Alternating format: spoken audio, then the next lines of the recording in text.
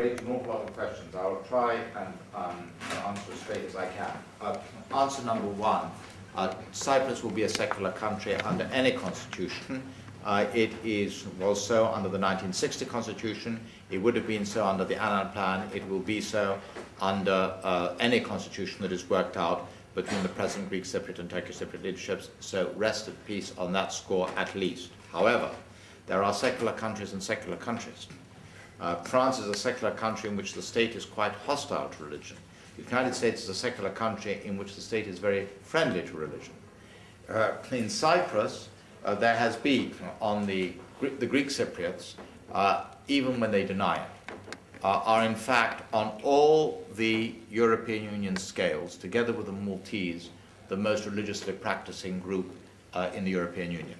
So which? The Greek Cypriots. The Greek Cypriots. They don't take, I'm not sure that they've got things on the Turkish Cypriots, but on the Greek Cypriots, where the European Union has access and take polls, they come immediately after the Maltese as the most religiously observant. Well, now the Romanians are in, the Romanians are up there too. But these are the three countries which are the most religiously observant in European Union at the present time.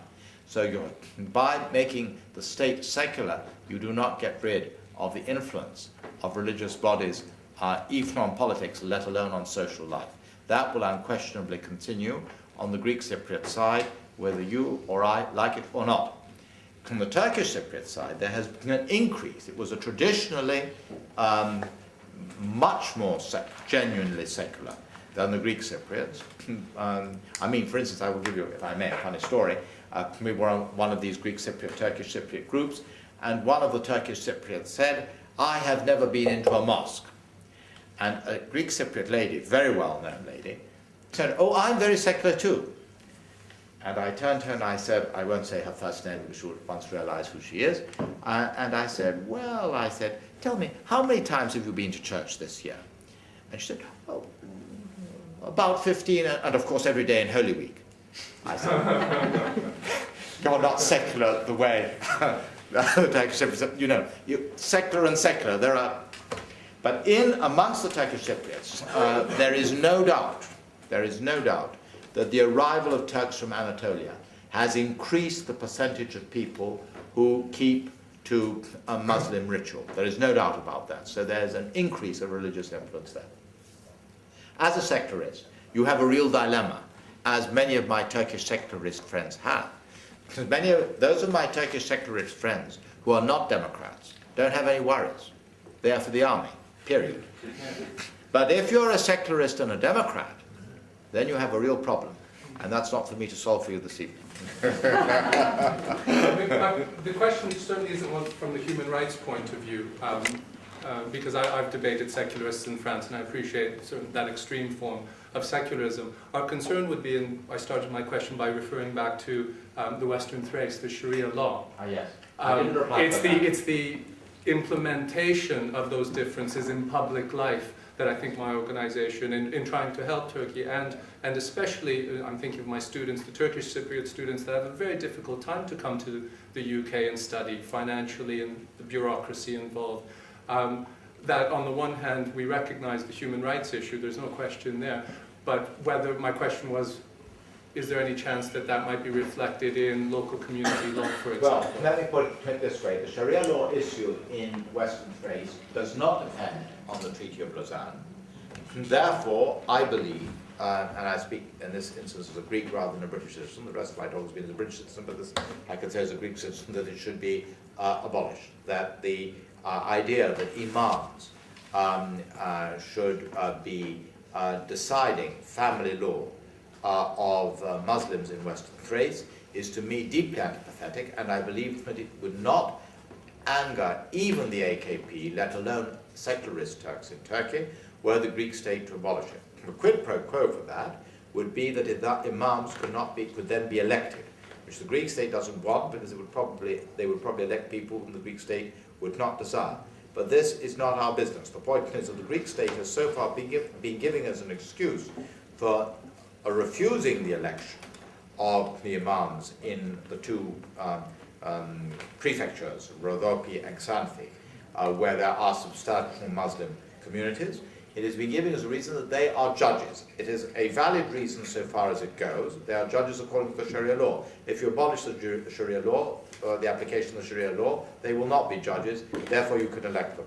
I would be strongly in favour of that, speaking personally. Thank you. Thank you. I'm looking for some more questions.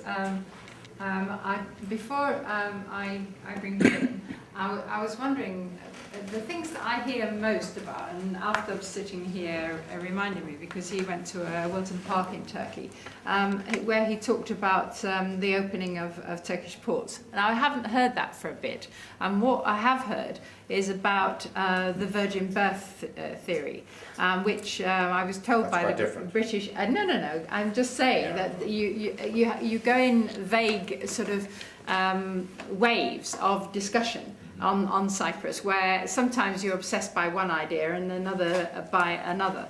And I wondered whether you could comment on either or both of those, and then we'll bring some more people in. Yes, well, virgin birth. Let me first explain that we are not talking about the mysteries of the Christian faith, but about an idea, I think, of David Hannes, a lord in this house, who thought up the rather clever idea that if it was he, but I think it was he, and if it wasn't he, it was Alvaro de Soto who thought it up, and the concept was that it wouldn't be clear whether the Cyprus that joined the European Union and accepted the Annan Plan was one country, the Republic of Cyprus, which was a member of the UN, and it is repeated, is a member of the UN, so that would support that interpretation, or that it was two states, as was the Denktash theory, joining together to become a new state. So this was the concept of the virgin birth. The virgin birth was based on the idea that this would happen simultaneously with Cyprus entering the European Union. The virgin birth idea is now therefore dead, and it hasn't yet been buried because there are still Turkish Cypriots who say we must resurrect it, but they will not be able to resurrect it because there is no way that a country which is a full member of the European Union and indeed of the Eurozone is going to go through the make-believe process of saying that, and it would be a make-believe process, of saying that we are but we aren't any longer. So that I think we can fortunately forget about. But there is something very much more substantive.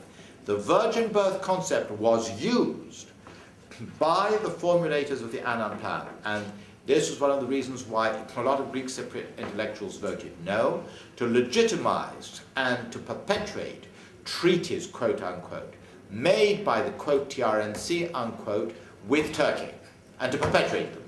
This was criminal, and this was one of the best reasons that such Greek Cypriots as voted no, because it would tie down the Republic of Cyprus forever to a situation in which Turkey was responsible for coastal zones in Cyprus and would have to take part in rescue operations and everything of this sort. It was really naughty. Anyhow, it hasn't happened, and it's now not going to happen, so we can forget that. What was the other thing you wanted to comment on? Just opening up the ports, as in the customs union. Well, the ports, union. there's no reason that the thing is very simple. At any moment, in theory, Turkey could say, we open the ports of Turkey to Cyprus flag ships and to ships of other countries coming from Cyprus. They could do so, they should do so, under the agreement with the European Union. Unfortunately, they haven't, and I'm in a position to tell you, but I don't want to mention names, that very senior members of the AKP are in despair that Erdogan took that decision rather than the decision of saying it's unpleasant, but I'm honouring my signature. They know that it has caused Turkey immense problems. Stopping whole negotiating chapters, whole chapters have been frozen as a result of this, which needn't have happened if the decision had gone the other way. Okay.